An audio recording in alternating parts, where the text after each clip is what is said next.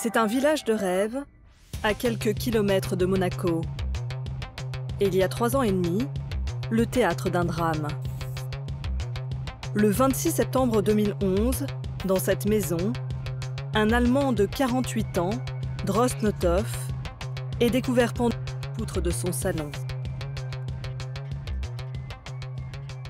Stéphane Chécry, le maire du village, était aussi son plus proche voisin.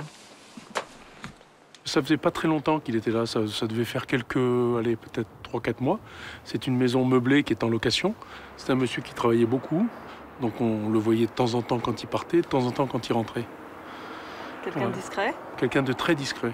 Je n'ai jamais vu quelqu'un rentrer chez lui ou je ne l'ai jamais vu accompagner.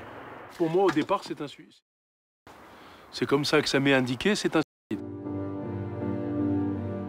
Malgré les apparences, Drost Nothoff s'est-il vraiment suicidé?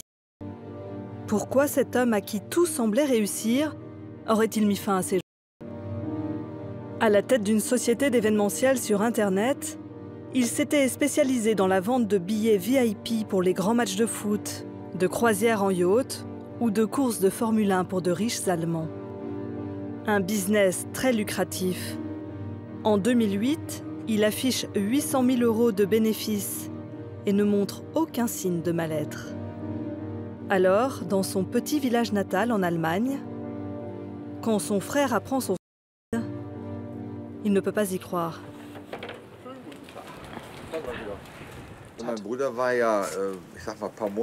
Quelques mois avant sa mort, mon frère avait été à Munich, consulter une dermatologue pour des problèmes de peau. Il redoutait un cancer. Le médecin a fait des analyses et finalement, il n'y avait rien de grave. Mon frère était très soulagé. Il m'a même dit que c'était une nouvelle vie qui commençait pour lui. Mon frère ne donnait absolument pas l'impression de vouloir se suicider.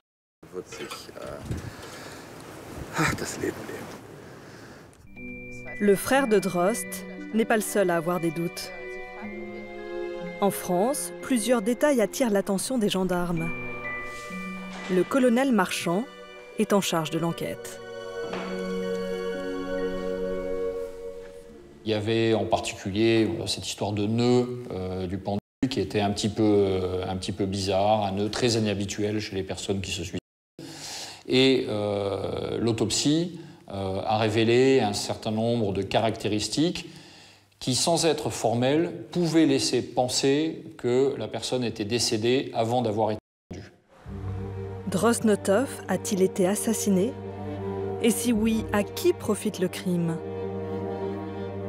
Quelques jours après son décès, son ex-petite amie fait savoir aux gendarmes qu'elle a reçu une lettre de Drost la désignant comme légataire universel. Elle s'appelle Grit. C'est une Allemande de 44 ans. Ils sont séparés depuis 1 an.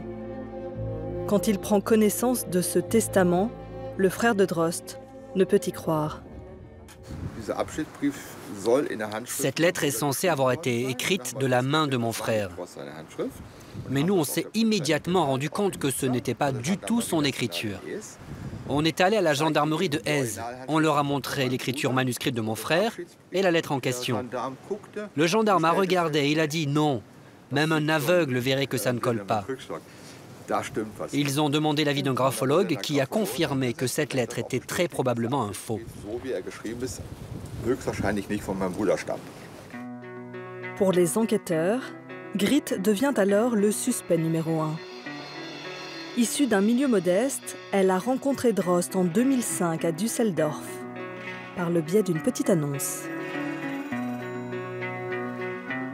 Olga, une de ses amies à l'époque, se souvient d'une femme un peu intéressée.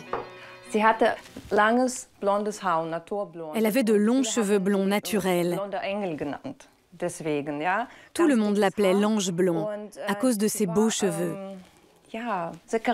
C'était une femme très charismatique. Elle plaisait beaucoup aux hommes. Drost l'emmenait tout le temps en voyage, des voyages qu'on ne peut pas se payer comme ça. Et oui, elle aimait ça. Malgré le chômage, elle pouvait mener la belle vie. Grit devient sa collaboratrice jusqu'à ce que le couple se sépare en 2010. car elle a rencontré un autre homme. Sur Facebook cette fois, un Français, artiste peintre, un certain Georges Pierru, avec lequel elle s'est installée ici, dans ce petit village de l'Aude. Les gendarmes se penchent sur les déplacements du couple et se rendent compte, grâce à la téléphonie, qu'ils ont fait un aller-retour à 500 km de là, dans le village de Drost, la veille du prétendu suicide. Ils interrogent Grit, elle nie tout en bloc. Cette dame nous a expliqué qu'elle avait effectivement ce jour-là un rendez-vous avec la victime, mais a prétendu ne pas s'être déplacée dans les Alpes-Maritimes, puisqu'elle habitait dans l'Aude, et donc ne pas avoir concrétisé ce rendez-vous. Et donc ça nous a renforcé nos doutes. Les gendarmes n'ont pas de preuves, mais ils continuent à enquêter sur le couple et ils vont découvrir que Georges et Grit auraient un mobile. L'argent. Ils accumulent les dettes. Grit n'a pas de travail et Georges ne vit pas de son art. À Esperanza, Georges loue cette galerie pour tenter de vendre ses toiles. Mais au bout de 6 mois, elle ferme. C'est un fiasco. Alors, pour écouler ses œuvres, Georges se lance dans le caritatif et il assure lui-même sa promotion sur une chaîne de télé locale. Le bon plan. Bonjour à tous. Alors le bon plan cette semaine, c'est mon vernissage. Je m'appelle Georges Pierru. Le vernissage que j'organise est au profit de l'UNICEF. Voilà, donc je compte sur vous pour participer à cette œuvre caritative en acquérant une jolie peinture à des prix vraiment très compétitifs et puis également en faisant une bonne action pour ce reversement qui sera effectué à l'UNICEF. Voilà, je vous remercie beaucoup.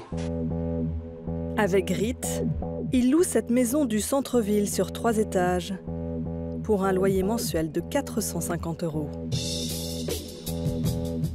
Ils l'ont trouvé par agence et c'est Francis Marty qui leur a fait le bail.